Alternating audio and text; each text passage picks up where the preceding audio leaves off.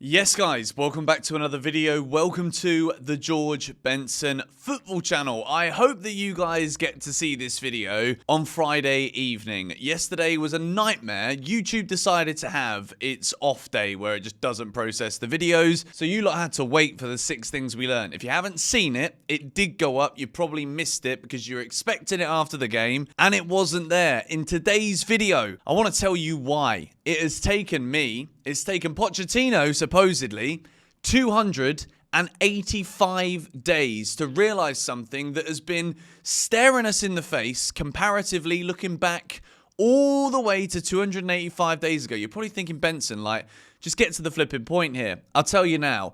Chelsea played against Brighton on the 23rd of July, 2023.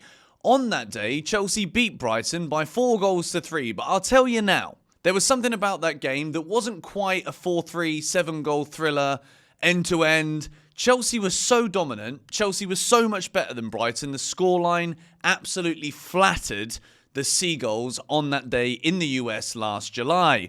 Since then, we have obviously seen Chelsea suffer. We have seen Christopher Nkunku get injured in the following game against Borussia Dortmund, which has kind of ruined the whole plan for the season.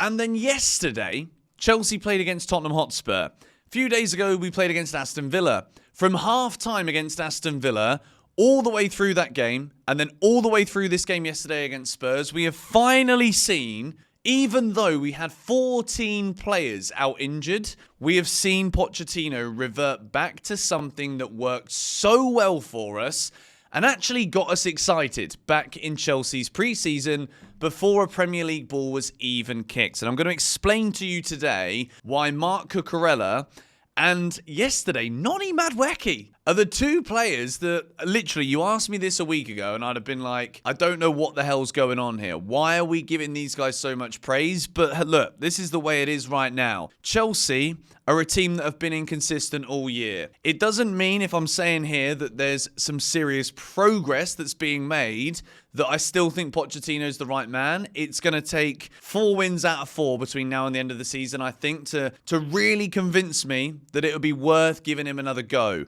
I think the more that we see at the moment, the more likely it could be that Pochettino stays. If you listen to the way that he was very boyish and bullish in his post-match press conference, but at the same time, it's like, look, I'm on a 2-year contract and I've got 1 year left, and right now I've not been told anything. And the rumours, the scrutiny, as it's being labelled in the media, is that my job is up for grabs, that Chelsea are looking for other managers. Hansi Flick has been rumoured to be wanted by Chelsea today from CF Bayern.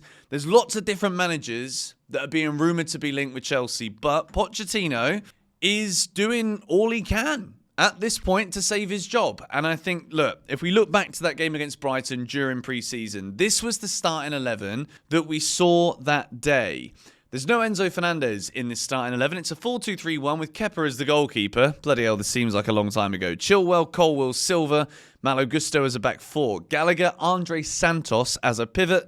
Ian Martin, Chukwuemeka, Sterling and Christopher Nkunku. First thing that we can see, comparatively to what the lineup was last night against Spurs, this Pochettino team that was in the pre-season game that started the match against Brighton, obviously it's pre-season, so a lot changed in the second half. Nicholas Jackson in particular came on. Mudryk came on. They were both excellent together. What we saw this day from that Chelsea team, electric pace down the left-hand side. We saw patterns of play that we have looked for all pre-season. We had it in pre-season. We've looked for it all season. Patterns of play, interplay between the wingers, the number 10s, the striker, Nicholas Jackson, who loves to go out wide, drifting out wide, and then having players like Mudryk, Martin come into the middle. That's what we saw then, and it's taken us so long this season to find anything like that now. And this is a tactical improvement and a tactical adaptation that Pochettino has implemented into this Chelsea team since that halftime team talk that we saw against Aston Villa, where all of a sudden Marc Cucurella went from being a defensive liability, and to be quite honest, I completely missed this at full time of the Aston Villa game because I was watching it and I had the flu, I was away with the fairies, wasn't feeling great.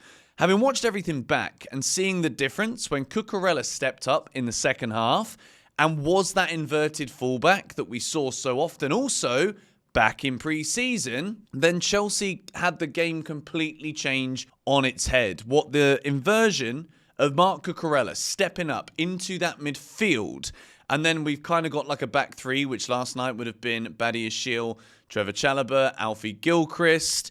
It's very bold of Pochettino to do this, but the brilliance of Marc Cucurella is that he is tactically versatile when it comes to that positional awareness. By default, as a defender, he knows when he needs to get back. And I would say at times, maybe he drops a bit too deep and then potentially leaves players onside. But when he does step up into that midfield, what it allows Noni Madueke to do is press right up the pitch. If you look at the average positions here, Madueke's pressing up high, which allows Palmer to kind of drift inside. Those two can then start the rotations, and by which point the Tottenham left-back yesterday was penned in and pinned into his own half, meaning that Chelsea had extra numbers in the middle of the pitch to be able to penetrate and control the Chelsea midfield and overall the battle of the game. I also want to say credit to Alfie Gilchrist for the way that he's up against one of the best attackers in world football, definitely in the Premier League. Heung-Min Son is a brilliant footballer. I know he's Spurs and we don't like them lot, but he's a brilliant footballer. Gilchrist did incredibly well. But I think yesterday it was Marc Cucurella's involvement that was the big one. And I think when it comes to the way that Chelsea need to play, I think we see so much more confidence in that midfield with Cucurella stepping in, and it's Gallagher and Caicedo who have obviously got the legs, the tackling capabilities. I think the reason, honestly, that Moises Caicedo has just looked levels above what we've seen from him. I think he's had a really good season. He's been consistently good and improving throughout, but I think he's just got to do so much more work to accommodate for the fact that Enzo Fernandez just isn't up to Premier League speed. And this isn't about like shoving Enzo under the bus. He's been going through an injury. I think if he's recovered, and he's obviously going to play for Argentina in the Copa America, but with a proper pre-season recovery from this hernia injury, I believe in Enzo's ability, and I think absolutely there's still a top-class player in there. But Gallagher and Caicedo, it just suits Caicedo so much more because Gallagher is the engine. Gallagher is also more than likely to get forward and join in the Chelsea attacks. He's got that confidence with fluidity in the final third. And Caicedo was just everywhere again. We absolutely bossed the midfield. It was like the ex-Brighton boys battle between Bissouma, Caicedo, and Caicedo just won everything. It was absolutely magnificent, but he's also supported with a natural tackler in Marc Cucurella stepping up into the middle. Cucurella also getting forward. Just so good. And those overloads that Chelsea can create, Mudryk was also bright, particularly in the early phases of the game. And that is where Pochettino learned. He saw what worked in the second half against Villa, and we went and started with that against Spurs, which I think credit to him. Considering we had 14 players out injured, we look at the bench yesterday. You got Josh Achiampong coming on, making more blocks and interceptions than any Spurs player did in 90 minutes, and he only literally played for like 7 minutes or whatever it was. He was fantastic. And I think particularly Noni Madueke, when it comes to that isolating the defender, that fullback, the left back yesterday for Spurs, when Noni gets into those one-on-one positions, all he wants to do is drive. All he wants to do is run. And then you've got that world-class mercurial floaty presence around him of Cole Palmer as another passing outlet. I think it makes Chelsea super difficult to understand when it comes to defending against us. And genuinely, when it comes to attacking fluidity and looking structured and organised at the back, look, the Brighton game, we conceded 3 goals in that pre-season match 285 days ago because it's pre-season and we made 11 changes. So what works, then like the whole team just shifts around. You can't take anything as like a gospel during pre-season and to expect it to be that way. But that is when we thought Mauricio Pochettino tactically is going to bring so much excitement to this Chelsea team.